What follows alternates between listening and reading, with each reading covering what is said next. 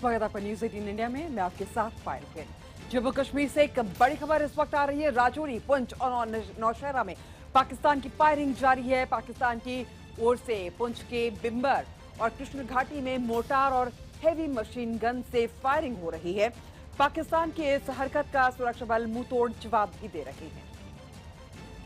हमारे साथ इस वक्त मौजूद है जम्मू से हमारे संवाददाता पवन शर्मा। पवन, ये बताइए अभी हालात कैसे हैं? क्या अभी फायरिंग हो रही है? अब इस समय अगर हम बात करें तो पुंछ का जो कृष्णा घाटी सेक्टर है वहां पर लगभग 4 ऐसी इलाके हैं जहां पर लगातार पाकिस्तान की तरफ से मोटार शेलिंग और हैवी मशीन गन फायर हो रहा है, लेकिन बिम्बर और नौशहरा में फायरिंग बंद है। और जो रजौरी कृष्णा घाटी का रजौरी के नौशहरा के बाद अगर हम बात करें पुंछ के कृष्णा घाटी की, तो वहां पर सुबह से ही पाकिस्तान की तरफ से हैवी मोटार शेलिंग और हैवी फायरिंग जो है वो की जा रही है। रिहायशी इलाकों को टारगेट किया जा रहा है। रिहायशी इलाकों को टारगेट किया जा रहा है और लगातार फायरिंग हो रही है। बहुत बहुत शुक्रिया पवन, हमारे साथ जुड़ने के लिए, तमाम जानकारी देने के लिए। जम्मू कश्मीर में आतंकियों ने देर रात श्रीनगर के सरफकबल इलाके में सीआरपीएफ कैंप पर ग्रेनेड से हमला कर दिया। हमले में सीआरपीएफ के एक सब इंस्पेक्टर समेत 4 जवान घायल हो गए। दूसरी ओर शोपिया में आतंकियों ने पुलिस स्टेशन पर हमला बोल दिया और फिर पुलिस स्टेशन के पास पूर्व विधायक गुलाम हसन खान के घर पर भी फायरिंग की। आतंकियों की तलाश में सुरक्षा बलों का सर्च ऑपरेशन अब भी जारी है।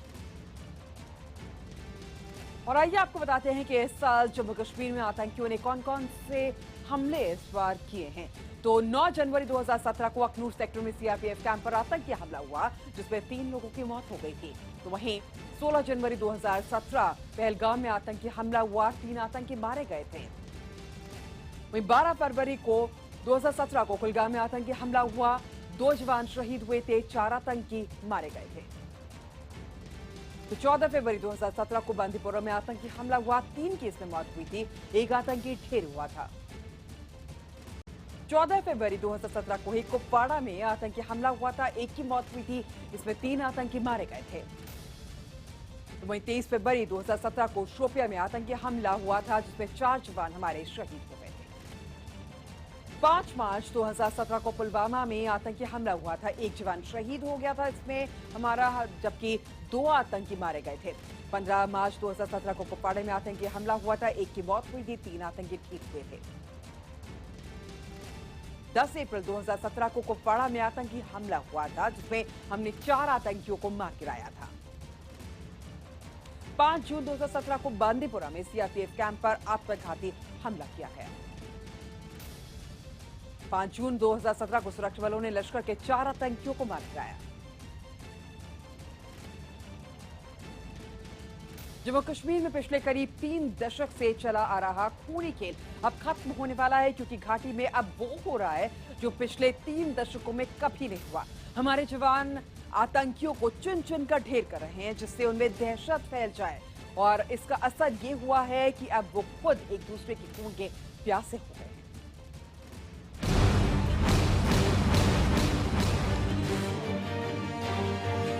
जम्मू कश्मीर में पिछले 30 साल से बह रहा है खून।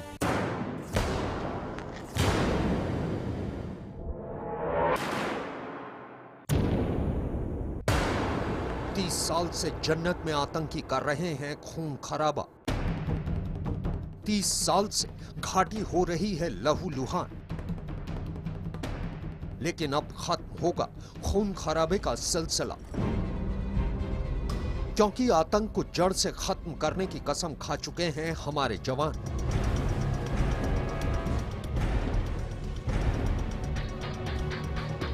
घाटी में शुरू हो चुका है आतंकियों के खात्मे का सिलसिला।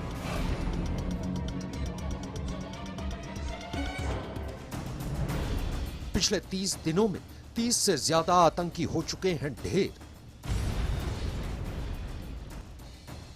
मैं आपको यकीन दिलाना चाहता हूं, कश्मीर की समस्या का परमानेंट सलूशन हमारी गवर्नमेंट निकालेगी, अस्थायी समाधान उसका निकालेगी।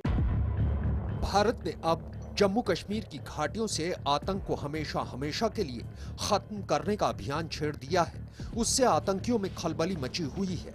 वो जान बचाने के लिए पनाह तलाश रहे हैं। भारत के जवानों के अभियान से आतंकी न सिर्फ अब छिपने की जगह तलाश रहे हैं, बल्कि उनके सर पर हमारे जवानों की ऐसी दहशत छाई है कि उनमें आपस में ही फूट पड़ चुकी है। वो एक दूसरे की ही जान के प्यासे हो गए हैं। खास बात यह है कि गृह युद्ध आतंकियों के किसी दो गुटों में नहीं छिड़ा है, बल्कि एक ही संगठन के आतंकी एक दूसरे के खून के प्यासे हो गए हैं। आतंकियों में गृह युद्ध का बिगुल हिजबुल मुजाहिदीन के पूर्व कमांडर जाकिर मूसा ने बजाया, जिसने एक ऑडियो क्लिप जारी करके हुर्रियत के नेताओं पर हमला किया। हैरानी की बात यह है कि घाटी में हुर्रियत ही आतंक की सबसे बड़ी मददगार है।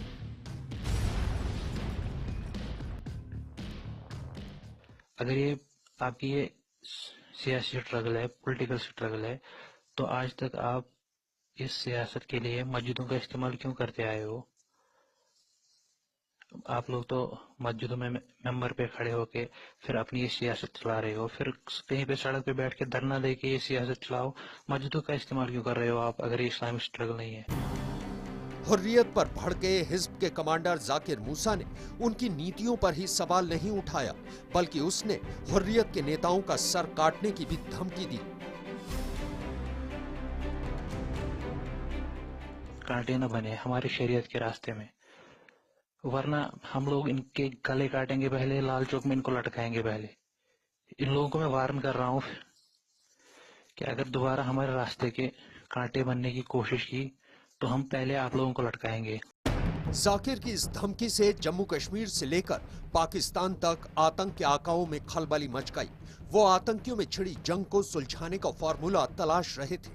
मूसा ने एक और ऑडियो क्लिप जारी कर खुद को हिज्ब से अलग कर लिया। जम्मू कश्मीर के आतंकियों में पहली बार इस तरह की दहशत देखी गई है। जानकारों का मानना है कि इसकी वजह आतंकियों के खिलाफ एक मजबूत रणनीति के तहत की गई कार्रवाई है। जो आतंकवादी लोग हैं, स्पेशली हिजबुल मुजाहिदीन जो लोकल यहाँ के कश्मीर के हैं, उनमें एक पैनिक सा क्रिएट हुआ है, क्योंकि बीच में इन्होंने हावी हो गए थे।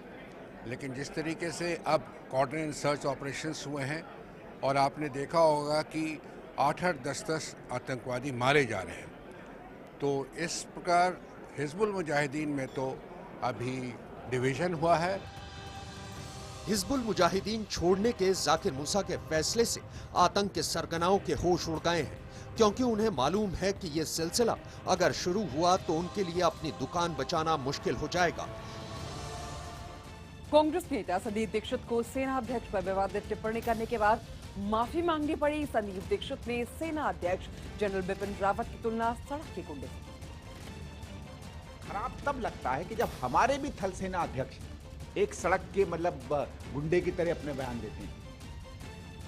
कांग्रेस नेता संदीप दीक्षित के सेना अध्यक्ष पर दिए बयान की बीजेपी और दूसरी पार्टियों ने कड़ी आलोचना की है। संबित पात्रा ने संदीप दीक्षित को कांग्रेस पार्टी से फौरन बाहर करने की मांग की है। आदरणीय सोनिया जी को बाहर आके क्षमा याचना करनी चाहिए पूरे देश से, और इस प्रकार के नेताओं को कांग्रेस से बाहर निकाल देना चाहिए। मध्य प्रदेश में पटरी पर लौटी जिंदगी। मध्य प्रदेश के मंदसौर जिले में कर्फ्यू पूरी तरीके से हटा लिया गया है। हालांकि इलाके में धारा 144 लागू रहेगी। अदालत की मानहानि के मामले में सुप्रीम कोर्ट से दोषी करार दिए गए कोलकाता हाई कोर्ट के जस्टिस CS कन्नन आज रिटायर हो रहे हैं और वो आज सामने आ सकते हैं। शीना बोरा हत्याकांड में स्पेशल CBI कोर्ट में आज सुनवाई होगी। पुराने जज का तबादला होने के बाद आज नए जज मामले की सुनवाई करेंगे। निर्वाचन आयोग को कथित रिश्वत देने के मामले में AIADM के नेता TTV दिनाकरन की न्यायिक हिरासत आज खत्म हो रही है। इस मामले में दिल्ली के 30 हजारी कोर्ट में आज आगे की सुनवाई होगी। पंजाब विधानसभा का बजट सत्र आज से शुरू हो रहा है और GST को पास किए जाने की संभावना है। 15 जून तक सभी राज्यों को GST पर विधानसभा से अनुमोदन करके भेजना है। हिमाचल के शिमला में पर्यटकों की संख्या में लगातार इजाफा हो रहा है। बारिश के बाद मौसम सुहाना हो गया है। कोलकाता में मशहूर ड्रैगन बोट फेस्टिवल का आयोजन किया गया है। फेस्टिवल के दौरान लोगों ने ड्रैगन्स की ड्रेस पहनकर जमकर डांस किया। राजस्थान के अजमेर में एक बच्चे का वीडियो वायरल हो रहा है जो अपने हाथों से ही बल्ब जला देता है। बिहार के सीतामढ़ी में नगर पंचायत के चुनाव के बाद रीगा से विधायक अमित कुमार टन्नू खुलेआम हथियार लहराते हुए नजर आए। मध्य प्रदेश के छतरपुर में सिलेंडर फटने से एक घर में भीषण आग लग गई। हादसे में 2 लोग गंभीर रूप से घायल हो गए। झज्जर के बादली गांव में 7 साल की मासूम के रेप का मामला सामने आया है। गांव के ही एक शख्स पर रेप का आरोप लगा है। बिहार के नालंदा में एक छापे के दौरान 152 टन कच्ची शराब बरामद हुई। इस दौरान 2 लोगों को गिरफ्तार किया गया है और 10 लोगों की तलाश जारी है। और टीम इंडिया चैंपियंस ट्रॉफी के सेमीफाइनल में पहुंच गई है और सेमीफाइनल में अब भारत का मुकाबला बांग्लादेश से होगा। भारत ने ओवल में खेले गए करो या मरो मुकाबले में दक्षिण अफ्रीका को एक तरफा मुकाबले में 8 विकेट से हरा दिया। दक्षिण अफ्रीका की टीम पहले बल्लेबाजी करते हुए सिर्फ 191 रन पर ही सिमट गई। जवाब में भारत ने विराट कोहली और शिखर धवन के अर्धशतकों की मदद से 2 विकेट खोकर ही लक्ष्य हासिल कर लिया। विराट कोहली ने नाबाद 76 रन बनाए जबकि शिखर धवन ने 78 रनों की पारी खेली। भारत बांग्लादेश का सेमीफाइनल मुकाबला 15 जून को बर्मिंघम में खेला जाएगा। जसप्रीत बुमराह को मैन ऑफ द मैच चुना गया है। दक्षिण अफ्रीका के खिलाफ पहला मैच खेले रहे ये बुमराह ने 28 रन देकर 2 विकेट हासिल किए। फॉर्म में चल रहे शिखर धवन ने एक और बड़ी पारी खेली और वो अब टूर्नामेंट में सबसे ज्यादा रन बनाने वाले बल्लेबाज भी बन गए हैं। शिखर के 3 मैचों में 1 शतक और 2 अर्धशतक के साथ 271 रन है। दक्षिण अफ्रीका के खिलाफ 78 रन की पारी में शिखर ने मैदान के चारों ओर रन बनाए और 83 गेंदों का सामना करते हुए 12 चौके और 1 छक्का लगाया। कैप्टन विराट कोहली भी रंग में नजर आए और उन्होंने नाबाद 76 रनों की पारी में 1 छक्का और 7 चौके लगाए। और टीम इंडिया की इस जीत पर भारतीय फैंस जमकर झूमे। भारत के साथ इंग्लैंड में जश्न मनाया गया। नोएडा, वाराणसी से लेकर लंदन के ओवल मैदान तक भारतीय फैंस ने टीम इंडिया के सेमीफाइनल में पहुंचने पर अपनी अपनी तरीके से खुशी जाहिर की। वाराणसी में लोगों ने आतिशबाजी की और एक दूसरे का मुंह भी मीठा कराया। वहीं ओवल में दूर दूर से आए टीम इंडिया के प्रशंसकों ने जश्न मनाकर आगे भी जीत की उम्मीद जाहिर की। और सलामी बल्लेबाज शिखर धवन ने सचिन तेंदुलकर के रिकॉर्ड को तोड़ दिया है। शिखर धवन दक्षिण अफ्रीका के खिलाफ अर्धशतक जड़ते हुए आईसीसी टूर्नामेंट्स में अपने 1000 रन भी पूरे कर लिए हैं। धवन ने 16 पारी में 1000 रन पूरे करने वाले पहले खिलाड़ी वो बन गए हैं। इससे पहले सचिन तेंदुलकर ने 1000 रन बनाने के लिए 18 पारी खेली थी, लेकिन धवन ने 2 पारी पहले ही आईसीसी टूर्नामेंट में अपने 1000 रन भी पूरे कर लिए। भारत से फरार कारोबारी विजय माल्या जब लंदन में भारत और दक्षिण अफ्रीका का मैच देखने पहुंचे, लोगों ने विजय माल्या को चोर है के नारे लगाने उनके शुरू कर दिए। सबसे पहले एक फैन ने जब विजय माल्या को देखते ही कहा, देखो चोर जा रहा है। इसके बाद मौजूद कई इंडियन फैंस ने चोर चोर के नारे लगाने में शुरू कर दिया और इस घटना का वीडियो सोशल मीडिया पर वायरल हो रहा है। आपको बता दें कि इससे पहले भी माल्या एजबस्टन में इंडिया और पाकिस्तान का मैच देखते हुए नजर आए थे। विजय माल्या पर 17 बैंक का कर्जा पकड़ा।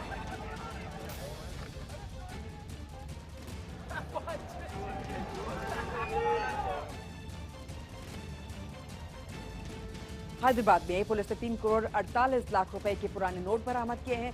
पुराने नोटों के साथ पुलिस ने 9 लोगों को भी गिरफ्तार किया है। सभी आरोपी 1000 और 500 रुपए के पुराने नोट एसआर नगर में एजेंटों से बदलवाने की कोशिश कर रहे थे। पुलिस गिरफ्त में हैदराबाद का एक सॉफ्टवेयर व्यापारी रंगा रेड्डी का भी एक रियल एस्टेट कारोबारी, विशाखापट्टनम का डॉक्टर और मेडक का एक फाइनेंस ऑपरेटर आया है। पकड़े गए आरोपियों से पुलिस की पूछताछ जारी है, जिसके बाद कई और भी गिरफ्तारी हो सकती है।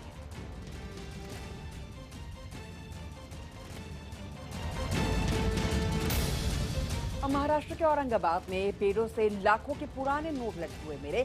मौके पर पहुंचने के बाद पुलिस ने नोटों को पेड़ों से इकट्ठा किया, जिसके बाद गिनती में पुराने नोटों की संख्या 10 लाख निकली। पुलिस अब मामले की जांच में जुटी हुई है। कानपुर देहात के 12 टोल प्लाजा के कर्मचारियों पर बदसलूकी और छेड़छाड़ का आरोप लगा है। आरोप है कि टोल प्लाजा कर्मचारियों में पुलिस का भी कोई डर नहीं है। टोल प्लाजा कर्मचारी अवैध रूप से टोल वसूली के दौरान महिलाओं और गाड़ी चालकों से बदसलूकी करते हैं।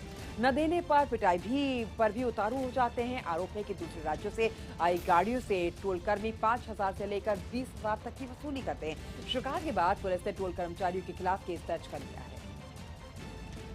को बोलने की और गाली गलौज लेडीज से करते हैं, ऐसे टूल चलाते हैं। एक घंटा हो गया हम लोगों को।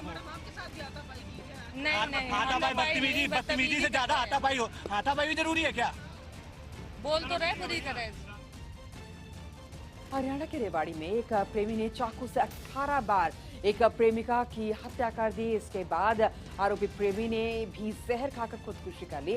मौके पर पहुंची पुलिस को एक सुसाइड नोट मिला है, जिसमें मृतक प्रेमी ने प्रेमिका पर रेप के मामले में फंसाने का आरोप लगाया है। बताया जा रहा है कि इसी से परेशान आरोपी ने जन्मदिन के बहाने प्रेमिका को बुलाकर उसकी हत्या कर दी। पुलिस ने पोस्टमार्टम कराकर शव परिजनों को सौंप दिया है। वार चाकू से की है, 2 चाकू थे, मौका पड़े हुए थे और उसने पहले लड़की का मर्डर किया है। वहाँ एक सुसाइड नोट लिख रखा था, पेन भी था मौका के ऊपर, उसमें लिख रखा था मैंने इस लड़की ने मेरे को तब किया है, मैं इसको मार रहा हूँ और अपनी जीवन लीला सल्फास पीकर खत्म कर। यूपी के हरदोई में पुलिस ने सोशल नेटवर्किंग साइट पर एक लड़की की अश्लील फोटो डालने वाले 3 लोगों को गिरफ्तार कर जेल भेज दिया है। आरोपियों में एक लड़की का जीजा है, जो पत्नी से बदला लेने के लिए उसकी बहन को बदनाम करना चाहता था। इस मामले को सुलझाने के लिए फेसबुक के कैलिफोर्निया मुख्यालय की भी मदद ली गई और उन आईडी को ब्लॉक कराया गया, जिसने लड़की की फोटो सोशल मीडिया पर अपलोड की जा रही थी। लड़की की अश्लील तस्वीरें उसके बॉयफ्रेंड ने बनाई थी, जिसे कई महीने पहले ही जेल भेजा जा चुका था, लेकिन किसी तरीके से अश्लील तस्वीरें लड़की के जीजा के हाथ लग गई, जिसके बाद एक बार फिर उसे ब्लैकमेल करने का खेल शुरू हो गया।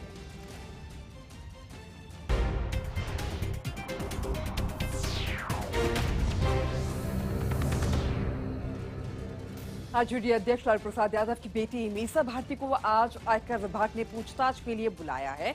करोड़ों की बेईमानी संपत्ति सौदे के मामले में और इनकम टैक्स चोरी के मामले में आयकर विभाग मीसा भारती से पूछताछ करेगा। मीसा भारती से सुबह 10 बजे दिल्ली के झंडेवाला के इनकम टैक्स ऑफिस में पूछताछ होगी। लालू प्रसाद यादव की बेटी मीसा भारती पर कई गंभीर आरोप लगे हैं। उन पर आरोप है कि करोड़ों की बेनामी संपत्ति बनाया है उन्होंने। Michelle parks and printers company के नाम पर पैसा सफेद करने का भी उन पर आरोप है। कंपनियों के नाम पर पैसा लेकर फार्म हाउस खरीदने का उन पर आरोप लगा है। करोड़ों के फार्म हाउस सिर्फ 1 करोड़ 40 लाख में खरीदने का उन पर आरोप है। दिल्ली के ब्रिजवासन में फार्म हाउस खरीदने का भी उन पर आरोप है। शेल कंपनी के डायरेक्टर वीके जैन को शेयर बेचने का उन पर आरोप है। 90 रुपए प्रति शेयर बेचने के बाद 10 रुपए में खरीदने का भी मीसा भारती पर आरोप है। दिल्ली से हमारे संवाददाता आनंद तिवारी इस वक्त हमारे साथ फोन लाइन पर जुड़ चुके हैं। आनंद, ये बताइए कि आज कितनी मुश्किलें बढ़ सकती है मीसा भारती की? जी देखिए पायल, 1000 करोड़ का जो पूरी तरह से जमीन घोटाले का मामला है और जिसमें सीधे तौर पर जो मीसा यादव है, लालू प्रसाद यादव की जो बेटी है, उनका नाम सामने आया है कि किस तरह से जो हवाला ऑपरेटर है उनके साथ मिलके जो कथित जमीन खरीदी गई, उसके अलावा इनकम टैक्स की चोरी की गई और बेनामी संपत्ति बनाई गई। दिल्ली में कई बेनामी संपत्तियों का खुलासा हुआ है। 22 जगहों पर इनकम टैक्स ने रेड करी थी, जिसमें करीबन 11 ऐसी जगह थी जो लालू प्रसाद यादव या उनसे जुड़े लोगों की जगह थी। इसके अलावा कई कंपनीज के दफ्तर पे इनकम टैक्स ने रेड की थी और वहां से कई जो डॉक्यूमेंट्स है वो वहां पे सीज किए थे, जिसके बिहाफ पे अब जो इनकम टैक्स से आगे पूछताछ की अपनी जो भूमिका बना रही है। और आज कोशिश ये रहेगी कि जब मीसा भारती इनकम टैक्स के झंडेवाला के हेडक्वार्टर में आएंगी तो उनसे एक लंबी फहरिस्त का सवाल होगी, जो उनसे पूछा जाएगा कि किस तरह से हवाला ऑपरेट। जी बिल्कुल, बहुत बहुत शुक्रिया आनंद हमारे साथ जुड़ने के लिए, तमाम जानकारी देने के लिए। केंद्र सरकार ने 66 वस्तुओं के लिए जीएसटी दरों में कमी की घोषणा कर दी है। आपको बता दें कि सरकार ने कौन कौन सी बड़ी चीजों पर जीएसटी के दरों में बदलाव किया है। इंसुलिन पर 12% से घटाकर 5%, स्कूल बैग पर 28% से घटाकर 18%, एक्साइज बुक पर 18% से घटाकर 12%, कंप्यूटर प्रिंटर पर 28% से घटाकर 18%, अगरबत्ती पर 12% से घटाकर 5%, काजू पर 12% से घटाकर 5%, डेंटल वैक्स पर 28% से घटाकर 8%, कलरिंग बुक पर 12% से घटाकर 0 कर दिया गया है। प्री कॉस्ट कंक्रीट पाइप पर 28% से घटाकर 18% कर दिया गया है। ट्रैक्टर कलपुर्जों पर 28% से घटाकर 18% कर दिया गया है। डिब्बा बंद खाने के सामान पर 18% से घटाकर 12% कर दिया गया है। 100 रुपए से कम के सिनेमा टिकट पर टैक्स 18% होगा, जबकि 100 रुपए से ज्यादा के सिनेमा टैक्स पर टिकट पर टैक्स जो है वो 28% ही रहेगा। राफेल नडाल ने जीता फ्रेंच ओपन का खिताब।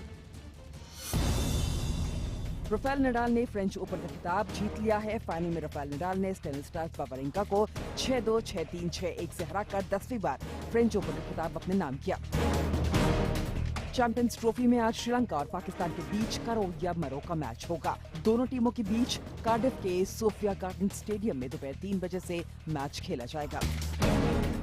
सुपरस्टार रजनीकांत ने मुंबई में अपने प्रशंसकों से मुलाकात की और इस दौरान बीजेपी विधायक कैप्टन कपिल सेल्वम ने भी रजनीकांत के प्रशंसकों के रूप में उनके साथ फोटो खिंचवाया। अक्षय कुमार की आने वाली फिल्म टॉयलेट एक प्रेम कथा का ट्रेलर जारी कर दिया गया है। ये फिल्म 11 अगस्त को रिलीज होगी। बीवी पास चाहिए तो घर में संडास चाहिए। अनिल कपूर और अर्जुन कपूर की आने वाली फिल्म मुबारक का ट्रेलर 14 जून को जारी किया जाएगा। इसकी जानकारी अर्जुन ने ट्विटर पर एक तस्वीर शेयर कर दी। अभिनेता वरुण धवन ने सोशल मीडिया पर एक वीडियो शेयर किया है। वीडियो में वरुण कूदते हुए नजर आ रहे हैं। सुशांत सिंह राजपूत और कृति सेनन की फिल्म राफ्ता ने बॉक्स ऑफिस पर धीमी शुरुआत करते हुए 2 दिन में लगभग 11 करोड़ का बिजनेस किया है। फिल्म निर्देशक और कोरियोग्राफर फराह खान ने अपने घर में रोजा इफ्तार पार्टी का आयोजन किया और इस मौके पर निर्देशक आशुतोष गोवारिकर भी मौजूद रहे। गायक शान ने सोशल मीडिया पर एक वीडियो पोस्ट किया है जिसमें उनकी पत्नी एक पहाड़ से समुद्र में छलांग लगाती हुई नजर आ रही हैं।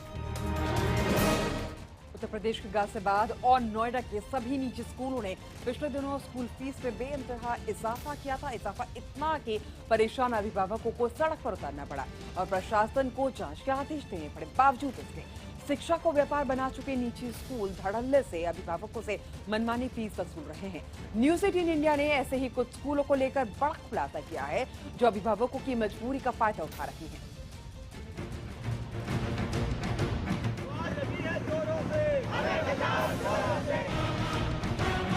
हमारी मांगे की जो बढ़ी हुई फीस है वो वापस दें स्कूल। सारे इन्वॉल्व हैं, इसलिए वो जान के नहीं सुनते। कुछ दिनों पहले ही यूपी के गाजियाबाद और नोएडा के निजी स्कूलों की फीस बढ़ाए जाने से नाराज अभिभावक सड़कों पर उतर आए थे।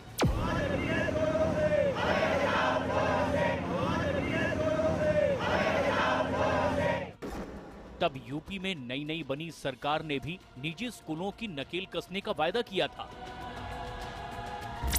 लेकिन इन सब के बावजूद निजी स्कूलों को ना तो सरकार से किसी तरह की कार्रवाई का डर है और ना ही अभिभावकों की मजबूरी की चिंता। आज न्यूज 18 इंडिया खुलासा करेगा कि कैसे यूपी के गाजियाबाद और नोएडा में कुछ निजी स्कूलों की अभिभावकों से मनमानी वसूली लगातार जारी है। हमने गाजियाबाद और नोएडा के जिन स्कूलों की खुफिया पड़ताल की, उस खुलासे से पहले ये जान लीजिए कि सीबीएसई से संबद्ध निजी स्कूलों में फीस बढ़ाने के नियम क्या हैं। राज्य सरकार के नियमों के तहत फीस वृद्धि होगी, कैपिटेशन और डोनेशन लेने पर रोक है, नियम तोड़ने पर सीबीएसई कार्रवाई कर सकती है। और अब आपको बताते हैं कि फीस बढ़ाने के लिए यूपी सरकार के शिक्षा विभाग के क्या नियम हैं। यूपी शिक्षा विभाग के मुताबिक 3 साल में सिर्फ एक बार फीस वृद्धि होगी। फीस वृद्धि 10% से ज्यादा नहीं होगी। सरकार के निर्धारित मदों में ही फीस ली जाएगी।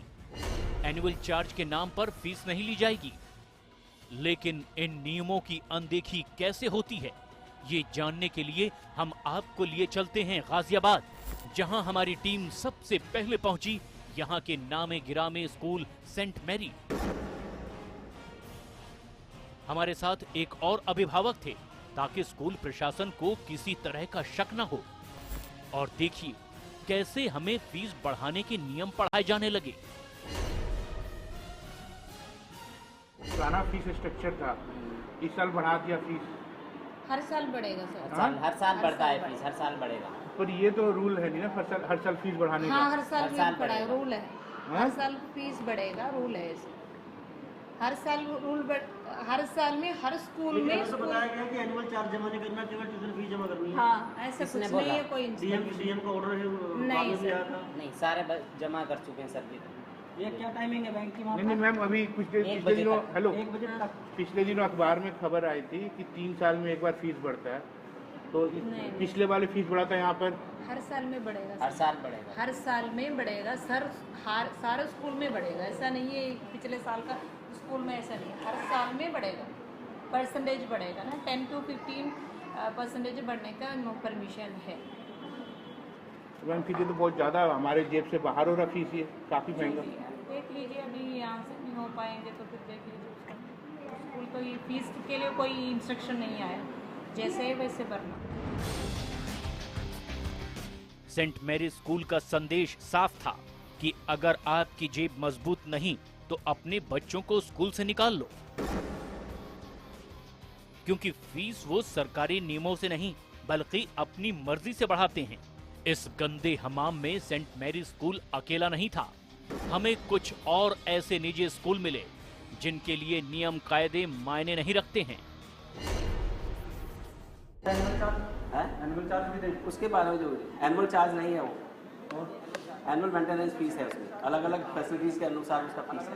तो एनुअल चार्ज नहीं, annual charge annual maintenance charge ले रहे हैं। हाँ, एनुअल मेंटेनेंस में है, अलग अलग फैसिलिटीज ले रहे हैं, अलग अलग फैसिलिटीज के अनुसार। इसका जेडी का ऑर्डर है, इसमें 3 बार ऑर्डर आपको रिमाइंड करा चुका है। कौशल मंत्री भवन से कल्याण में है कि डोनेशन ऑफ वार्षिक आदि के रूप में भी शुल्क दिया जा रहा है। ये हम ले नहीं रहे, आप ले नहीं रहे, ये 3 चीज़ हम ले रहे हैं। हम ये ले नहीं रहे, ये हम लिख करके दे चुके हैं डीएम साहब, इसमें हम ले रहे हैं, आप ध्यान रखें। तो अब हम एनुअल चार्ज जमा करेंगे। हम डीएम साहब के यहाँ लिख करके दे चुके हैं कि हमें किस मदद से क्या हम एनुअल चार्ज जमा करें यहाँ पर या नहीं करें? आप जमा करिए। देखिए, आप इस चीज को गलत वे में लेके जा रहे हैं। हम इसका पूरा कंप्लीट रिपोर्टिंग हमसे ली जा चुकी है कमेटी के द्वारा, उसका हम लिखित में दे चुके हैं। ठीक है, आप डीएम साहब के यहाँ से उसकी रिपोर्ट ले सकते हैं। हमारे लिए हैरानी की बात यह थी कि इन स्कूलों ने खुलेआम सरकार के आदेशों की अनदेखी करनी शुरू कर दी है। फीस में इजाफे और एनुअल चार्ज के नाम पर वसूली के इस पूरे धंधे का खुलासा करने के लिए जब हमारी खुफिया टीम स्कूल में पहुंची तो कुछ स्कूलों ने नियम कायदे समझाने हमें शुरू कर दिए, लेकिन जो नामी गिरामी स्कूल हैं उन्होंने तो दावा किया कि फीस नियमों के तहत ही बढ़ाई जा रही है और सरकारी अधिकारियों तक की अनुमति इसमें हासिल है।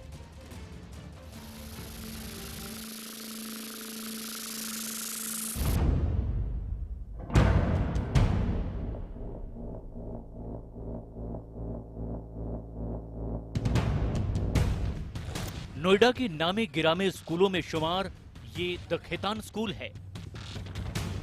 जाहिर है नाम बड़ा है तो तेवर भी कुछ बड़े ही होंगे। एक अभिभावक के साथ जब हमारी खुफिया टीम फीस बढ़ाने पर जानकारी लेने यहां पहुंची तो ये लोग फीस में इजाफे के मुद्दे पर ना तो बात करने को तैयार थे और ना ही प्रिंसिपल से मुलाकात करवाने को तैयार हुए।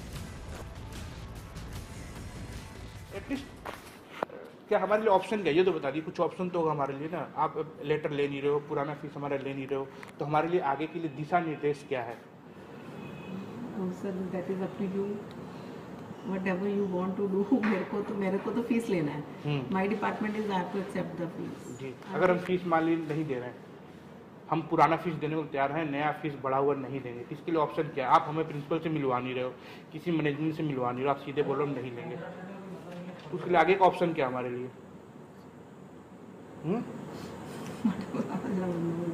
तो नेक्स्ट कम्युनिकेशन कैसे होगा हमारा? मेल डाल दीजिए। नहीं, हम तो मेल नहीं, हम तो आपके पास आ गए ना फॉर्मली, हम तो फिजिकली आपके पास खड़ा हूँ। तो नेक्स्ट ऑप्शन क्या है? ये जो क्वेरी है कि एज पर government rule we are giving the fees, whatever action will be taken. आप मेल भेज दीजिए। मेल तो भेजा हुआ है, उसका कोई रिप्लाई नहीं है। कई पेरेंट्सों ने मेल भेजा हुआ है। हालांकि थोड़ी देर बहस के बाद द खेतान स्कूल के अकाउंटेंट हमें नियमों के तहत ये समझाने लगी कि स्कूल प्रशासन ने जो फीस बढ़ाई है वो जायज है। नियम के मुताबिक तो 3 साल में एक बार ही फीस बढ़ाई जा सकती है, वो भी 10%। लेकिन द खेतान स्कूल के लिए ये नियम मायने नहीं रखते। मतलब कि पुराना स्ट्रक्चर 2016 का जो आप नहीं ले रहे हो, नया स्ट्रक्चर ले रहे हो आप। मेरे पास नहीं है। पर एक बात बताइए, हर साल फीस बढ़ाया जा रहा है। 10% तो साल बढ़ेगी। 10% बढ़ेगी। 10% क्या 15% है? इस बार 15, इस बार 14, 19%, 21% है। 14.9 है मेरे पास। 14.9। कितना 14.9 बढ़ा है? किस क्लास के लिए? अगर थर्ड टू 1 करोगे। थर्ड का नहीं। हाँ? 14.9 एग्जैक्टली। ये तो बहुत ही गलत है। अब बता दीजिए, दोनों स्ट्रक्चर होंगे आपके पास। ये निजी स्कूल जानते हैं कि वो नियमों को तोड़ मरोड़ कर अभिभावकों से वसूली कर रहे हैं, लेकिन इसको भी सही साबित करने से नहीं चूक रहे। और जो वसूली भी की जा रही है वो कैश में, यानी ब्लैक मनी। और तो और द खेतान स्कूल ये भी लिखकर देने को तैयार नहीं कि वो एनुअल फीस की वसूली कर रहे हैं। मुझे एक बात बताइए कि आप जो पुराना फीस स्ट्रक्चर उससे फीस ले रहे हैं आप?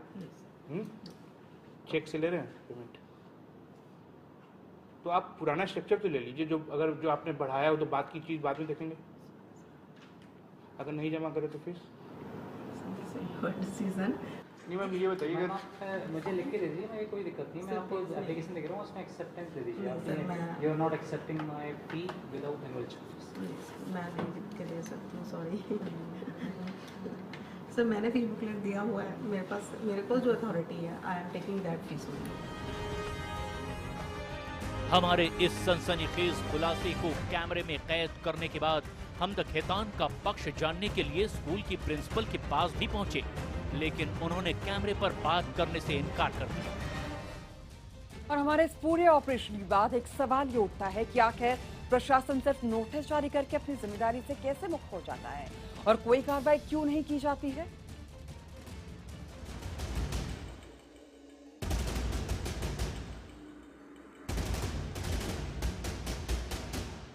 हमारे इस खुफिया ऑपरेशन और उसके बाद पड़ताल में जो पता चला वो चौंकाने वाला था। कुछ स्कूलों ने 10 से 15% फीस बढ़ाई तो कुछ ने 25% तक फीस में इजाफा किया था। गाजियाबाद के जेकेजी इंटरनेशनल स्कूल की 2013 में एनुअल चार्ज के साथ फीस 7,200 रुपए थी।